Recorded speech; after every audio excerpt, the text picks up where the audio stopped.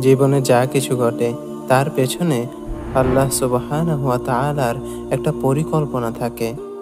কোনো মুমিন বান্দার জীবনে যখন কোনো দুর্যোগ নেমে আসে, যখন কোনো বিপদ এসে লণ্ডভণ্ড করে দিয়ে যায় তার জীবনের সাজানো উঠোন, তখন হতবিহ্বল না হয়ে সেই পরিকল্পনায় নিজেকে সঁপে দেওয়ার মাঝেই প্রভূত কল্যাণ রয়েছে। আপনি হয়তো কোনো একটা সংগ্রামের ভিতর দিয়ে যাচ্ছেন। হতে পারে সেই সংগ্রাম ভীষণ দুঃসহ। কোনো এক অপ্রিয় বিচ্ছেদ ব্যথায় হয়তো আপনি ভীষণ নাজেহাল। অনাকাঙ্ক্ষিত কোনো সমস্যা হয়তো আপনাকে কুরে কুরে খাচ্ছে। হতে পারে জীবন আপনার ছক অনুযায়ী চলছেই না।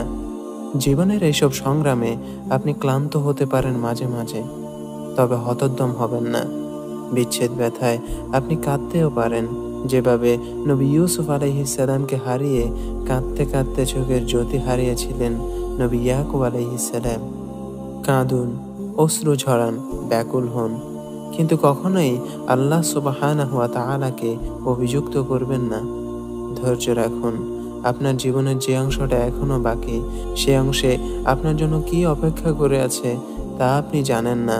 তার জন্য আল্লাহকে কাঠগড়ায় দাঁড় করাবেন না।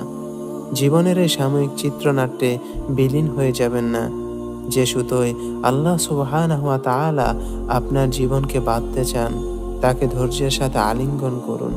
বিশ্বাস করুন, রাত পোহালে একটা সুন্দর সকাল আপনার জীবনটাকেও রাঙিয়ে যাবে।